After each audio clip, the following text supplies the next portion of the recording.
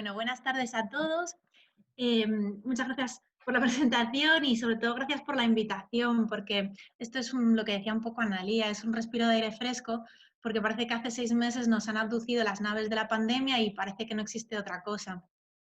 Y entonces, bueno, pues estoy muy agradecida de estar aquí participando con vosotros, aunque sea virtualmente, pero es maravilloso ver este tipo de iniciativas en medio de todo este caos.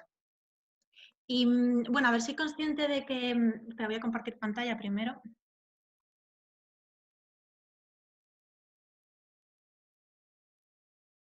A ver,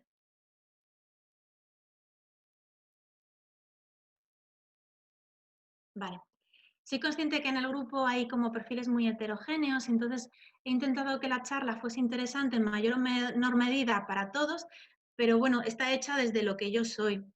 Y como ha dicho Llanos, pues soy especialista en medicina familiar y comunitaria, que tuve la suerte de formarme en un gran centro de salud y de formarme en un gran barrio que me aportó mucha formación en salud comunitaria y experiencia. Especialista en medicina familiar y comunitaria. Ostras, el título en sí ya es grande y a veces la medicina biologicista nos hace olvidar un poquito esos apellidos que tiene nuestra especialidad. Entonces, quiero ir un poquito hacia atrás, recapitular un poco, aunque Analia ya lo ha hecho, pero muy brevemente. Em, Quiero partir un poco de ese modelo biomédico de la salud, que está muy centrado en la enfermedad, y que, sin embargo, se ha cuestionado en muchos momentos de la historia porque es un modelo que claramente cojea, porque es un error considerar la salud solo como un proceso biológico, genético y que depende exclusivamente de nuestro comportamiento y, por supuesto, hay mucho más allá.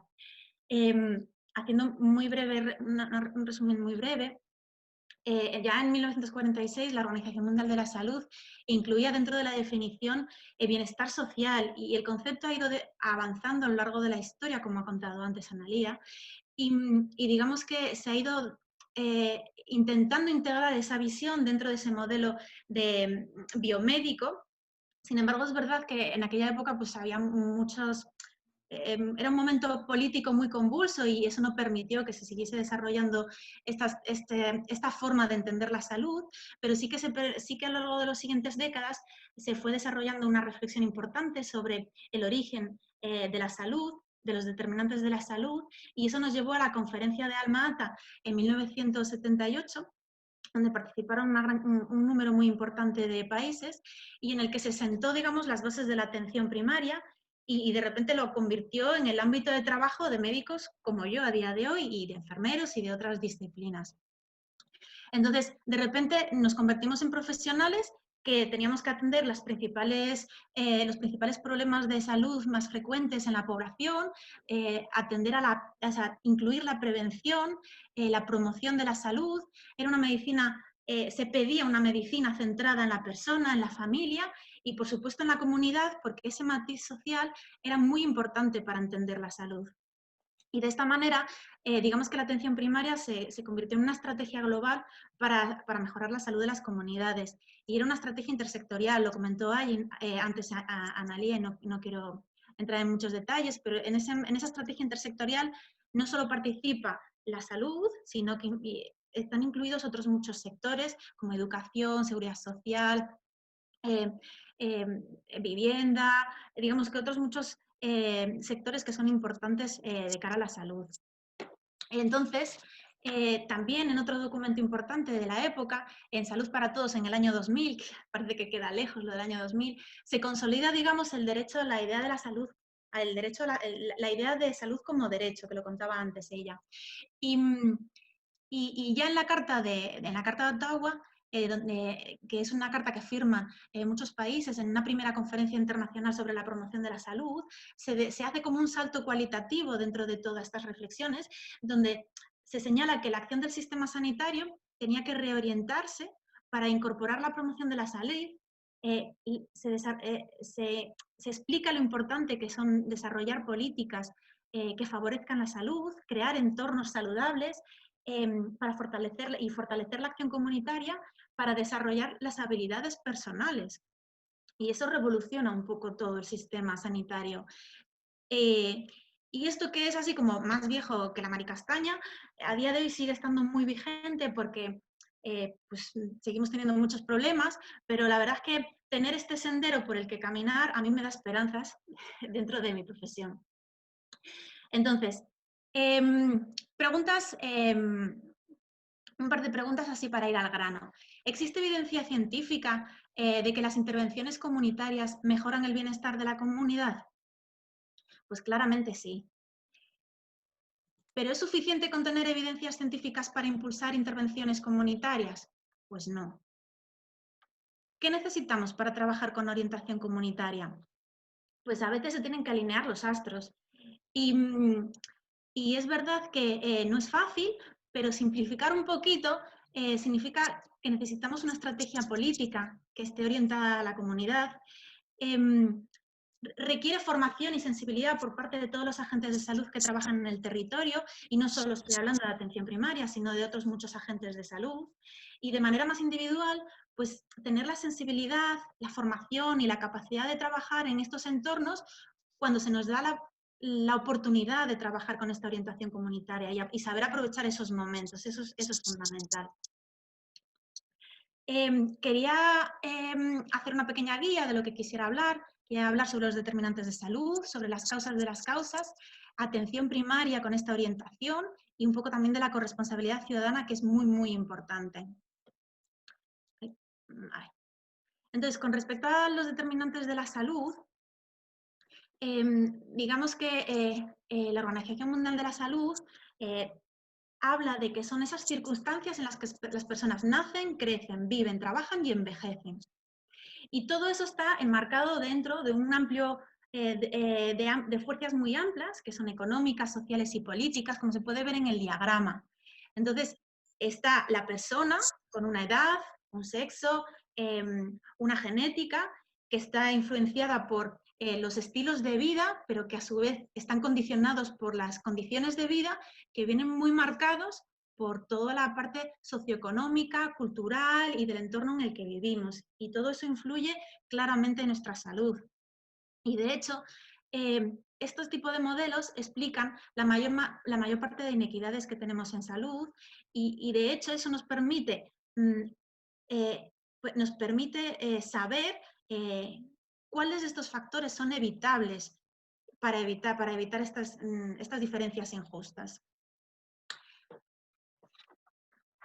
Luego, por ejemplo, en esta tabla, es por entrar un poquito más en detalles, cuando hablamos de los principales determinantes de la salud, estamos hablando, por ejemplo, de que el estar dentro de una escala social más baja implica el doble de riesgo de padecer enfermedades graves y muerte prematura.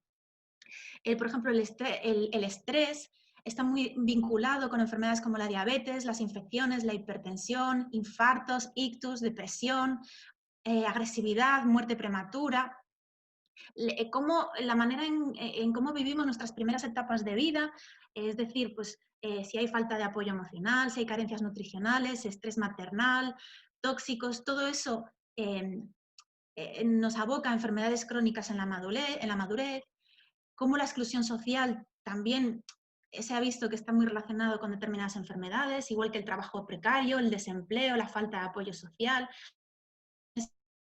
tabaco, drogas, los alimentos, que es un tema que últimamente se habla mucho, la pobreza en general tiene tendencia a sustituir alimentos frescos por aquella comida procesada que es más barata, y esto por defecto es malnutrición y por exceso son infartos, es diabetes, es cáncer, son enfermedades degenerativas, obesidad, caries dental.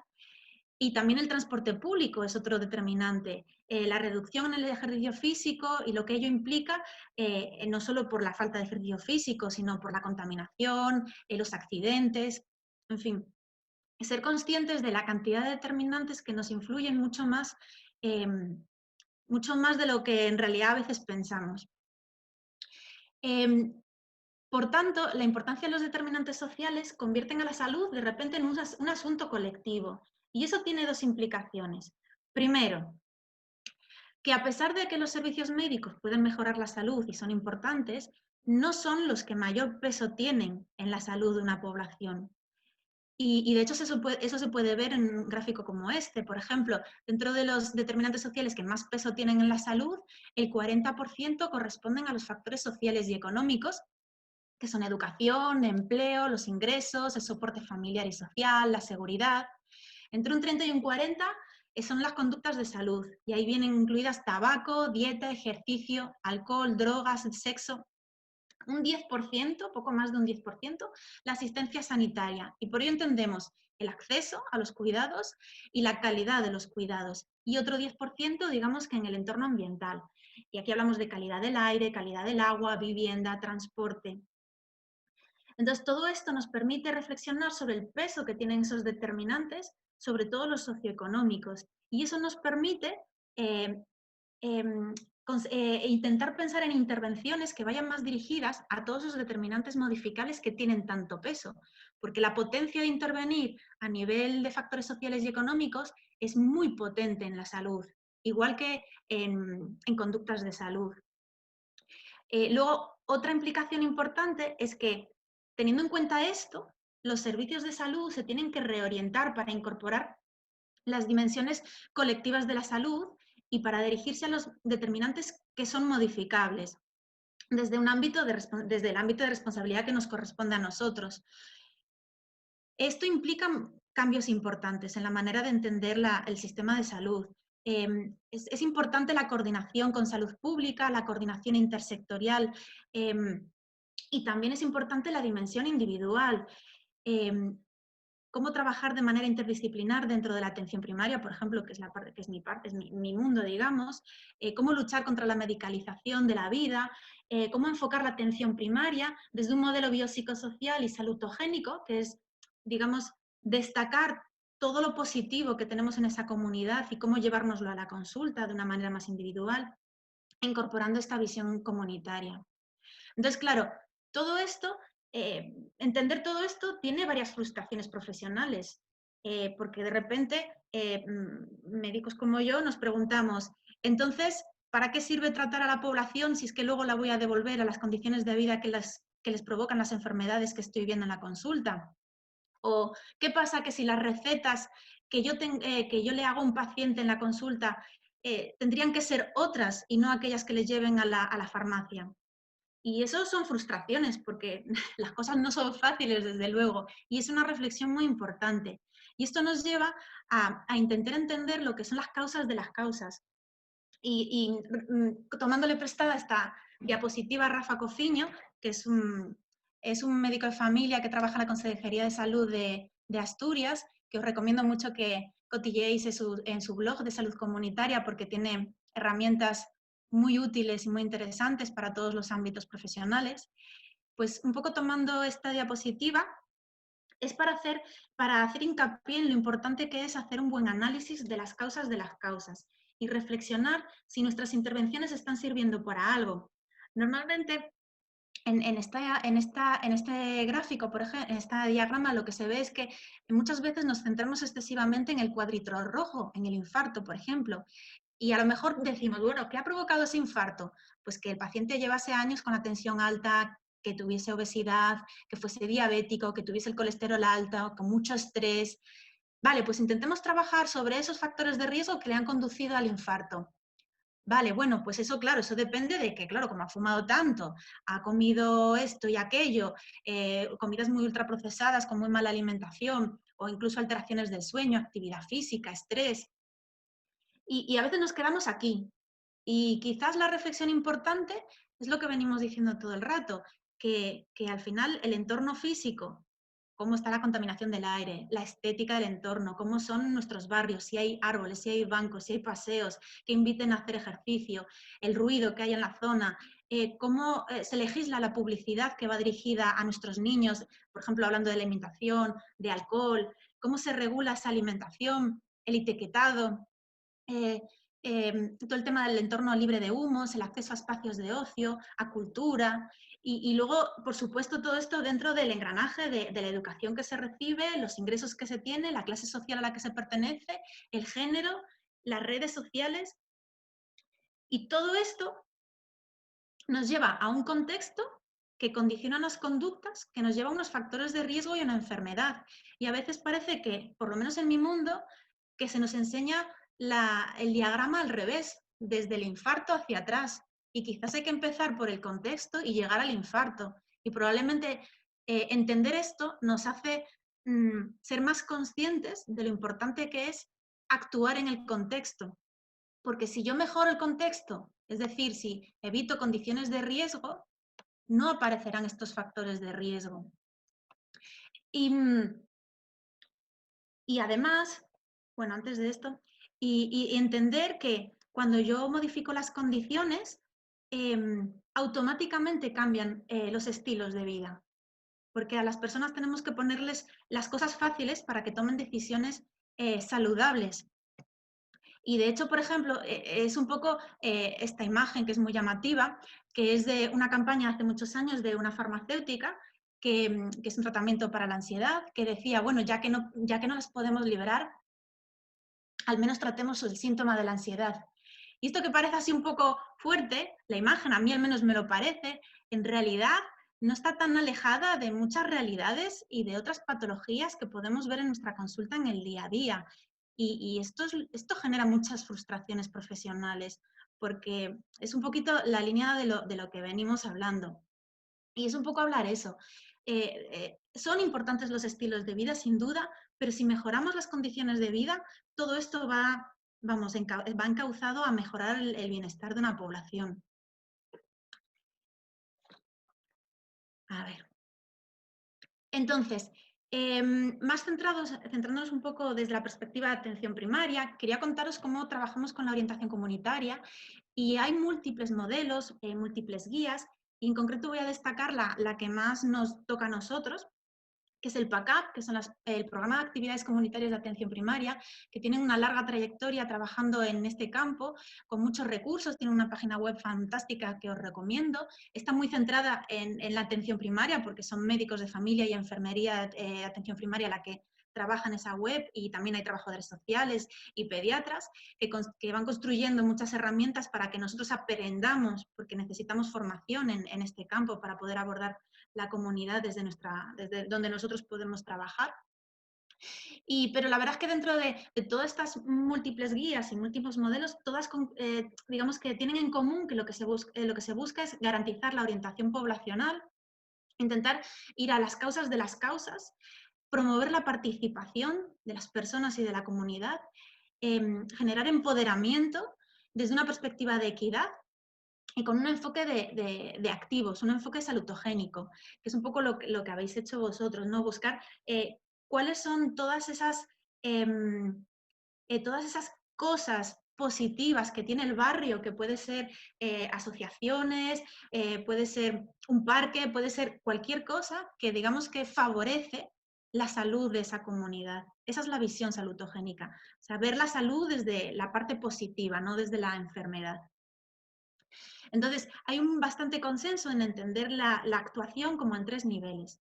Está la atención contextualizada, que es lo que cada uno de nosotros hacemos en la consulta, y es pasar la consulta mirando a la calle. Un segundo nivel es como las intervenciones grupales, que fundamentalmente para nosotros es educación para la salud. Y luego ya está el tercer nivel, que es la acción comunitaria propiamente dicha. Dentro de esa de atención contextualizada, digamos que en esa silla se sienta una persona con la que se entabla una relación terapéutica y una entrevista clínica, que digamos que son los ejes que nos aportan a nosotros toda esta capacidad de orientarnos hacia la comunidad. Y cosas tan sencillas como intentar evitar la medicalización de los problemas de la vida, usar los recursos que pueda tener el propio paciente o la propia comunidad para beneficiarle, es decir, ser conscientes de lo que está pasando en el barrio, en las ludotecas, en los centros de mayores, en los centros culturales, en los polideportivos. Todo eso nos ayuda a lo mejor abordar alguno de los problemas que pudiésemos tener, insistir en lo que es el deporte. Se está intentando trabajar en que la historia clínica se adapte a los contextos sociales, igual que podemos en la historia clínica clasificar a los pacientes por factores de riesgo o patologías, pues intentar pues, que podamos detectar con la historia clínica cuáles son los contextos sociales e intentar de alguna manera identificar todos aquellos pacientes que puedan ser susceptibles pues, de trabajar de otra manera, trabajar incluso de forma grupal o incluso con recursos terapéuticos que no sean farmacológicos. Intentar hacer un abordaje familiar con el genograma, conociendo cómo es la estructura familiar, para entender un poco muchas de las cosas que están pasando. El trabajo multidisciplinar, es decir, trabajar con enfermería, con los trabajadores sociales, con las pediatras, con todas las disciplinas que forman lo que es la atención primaria, pero también con otros servicios de salud, como salud pública, salud escolar, rehabilitación, salud mental, o incluso otros sectores, como pueden ser educación, ocio, deporte, cultura. Dentro del segundo, eso con la parte que toca a nivel más individual, digamos. A nivel de intervención grupal, lo que os comentaba fundamentalmente es la educación para la salud. Y esta se puede hacer tanto dentro del centro de salud como fuera del centro de salud. Y aquí es importante destacar, que me he liado. Destacar alto, que la educación para la salud no es lo mismo que la promoción de la salud. Y esto es algo que se confunde muchísimo, incluso dentro de mi ámbito a veces. Digamos que la educación para la salud es una parte de la promoción de la salud, pero la promoción de la salud es algo más. Ese algo son políticas, es la capacidad de generar entornos saludables, generar alianzas y estrategias multisectoriales que van más allá de lo que es el propio sistema sanitario.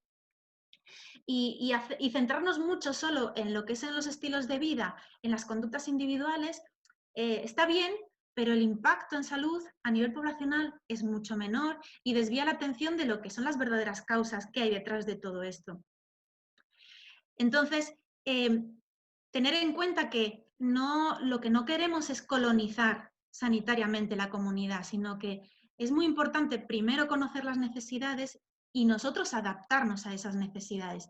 Y esto es un error que a veces se comete y que hay que intentar evitar, fundamentalmente si queremos empoderar a una comunidad o si queremos ayudarles realmente con necesidades que son sentidas por ellos. Y por último está lo que es la acción comunitaria propiamente dicha. Y entonces aquí tenemos aquí hay que ser conscientes de que esto es un territorio donde pasan cosas, donde hay una historia y una cultura común, hay personas, grupos, asociaciones, instituciones que están desarrollando acciones tanto formales como informales y que generan bienestar en la comunidad. Este diagrama, que también es del proyecto de Asturias Actúa, que está fenomenal, lo que viene a explicar fundamentalmente es que el protagonismo no lo tienen los sistemas de salud. El centro de salud no es el único centro de salud de una comunidad y de lo que se trata y la mentalidad que tenemos que tener nosotros es que esto es un proceso de acompañamiento de la comunidad. Entonces, el reto aquí está también en intentar conectar. ¿Cómo conseguir trabajar juntos para mejorar el bien común?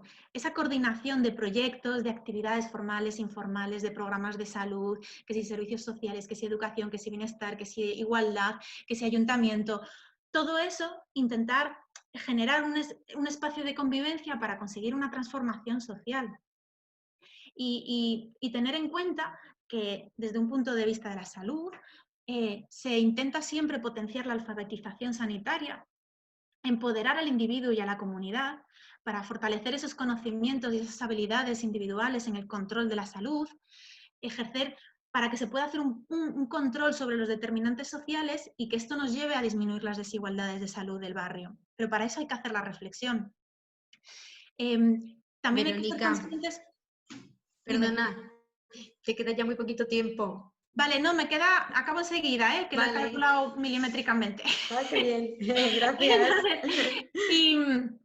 Y lo que se trata es un poco de... Otra cosa importante es eso, que todas las prácticas e intervenciones que llevemos a cabo que tengan eficacia, o sea, no podemos intervenir en algo que se sabe que no sirve para nada, que seamos muy rigurosos en las intervenciones y que sean efectivas. Y también es importante destacar que no es lo mismo ser ciudadano que paciente y que cuando nos dirigimos a la comunidad no nos estamos dirigiendo a pacientes, sino que nos estamos dirigiendo a ciudadanos. Y esto lo digo por nosotros. Decir brevemente que, por ejemplo, en el primer nivel deberían participar, digamos que el 100% del equipo de atención primaria debería trabajar en el primer nivel. En el segundo nivel No es necesario que trabaje todo el equipo realmente, pero, pero sí que es interesante que haya algunos profesionales que desarrollen actividades bien puntuales o dentro del marco de un programa de promoción de la salud. Y el tercer nivel, tampoco es necesario que participen todos los profesionales de la salud, porque en atención primaria evidentemente hay que hacer otras muchas cosas, pero sí que es importante que desde la estructura directiva sanitaria se permita y se facilita que haya comunitarios que puedan conectar con la comunidad para hacer ese proceso de acompañamiento de todas las necesidades que puedan surgir. Y entonces, decir que cada proceso comunitario es diferente porque cada barrio es único y que los procesos comunitarios son muy complejos, pero también son muy bellos y que hay que asumir cierto nivel de caos y ser conscientes de que eso es así, pero no es malo y es bonito. Y, por supuesto, tener en cuenta que lo que necesitamos es ciudadanía activa para que sea el agente promotor de la salud. Cuantos más conocimientos tenga nuestra población, mejor va a entender su salud o cómo mejorar su salud y más empoderado va a estar, y esto es fundamental. Y para finalizar, añadir que al final parece que el código postal es más importante que el código genético, así que desde muchos enfoques tenemos que intentar modificar ese código postal. Y nada, acabar diciendo que la atención primaria es un aliado más en todo esto y que aunque es verdad que es difícil las cosas y más sobre todo últimamente, hay tanto que se puede hacer desde atención primaria, así que yo creo que entre todos la idea es construir un futuro bonito.